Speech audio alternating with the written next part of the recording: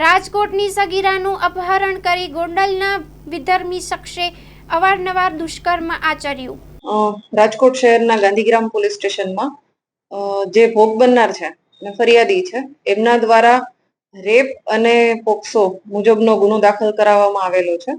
અને આ મુજબ જે આરોપી છે અરમાન સલીમભાઈ ગોદાણી, એમણે આ જે ભોગ બનનાર છે એને કોઈ પણ રીતે લલચાવી ફોસલાવી અને એની સાથે ઇન્સ્ટાગ્રામ મારફતે કોન્ટેક્ટ કર્યો અને પરિચયમાં આવ્યા બાદ વારંવાર ભોગ બનનારની સાથે અલગ અલગ જગ્યાએ ફરવા જવાનું, ગોવા, મુંબઈ આવું અલગ અલગ જગ્યાએ ફરવા પણ ગયેલ છે અને ભોગ બનનાર સાથે દુષ્કર્મ કરેલ છે, જે બાબતની ગાંધીગ્રામ પોલીસ સ્ટેશનમાં ફરિયાદ નોંધવામાં આવેલી છે.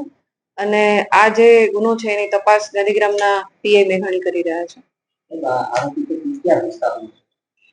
આરોપી છે એ રાજકોટમાં જ રહે છે અને મૂળ આરોપી જે છે એ ગોંડલનો છે અને ફિલરમેન તરીકે એ નોકરી કરે છે.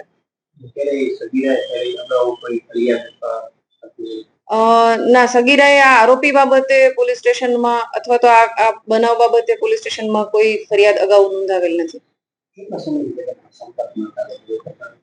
આ જે આરોપી છે એને ઇન્સ્ટાગ્રામ મારફતે આજથી 1.5 વર્ષ પહેલા આ સગીરા છે એનો સંપર્ક કર્યો હતો અને એની સાથે ધીમે ધીમે વાતચીત કરવાનું શરૂ કર્યું અને બાદ એની સાથે સંબંધ કેળવી અને રાજકોટમાં જ અલગ અલગ જગ્યાએ ફરવા જવાનું, રાજકોટની બહાર ફરવા જવાનું.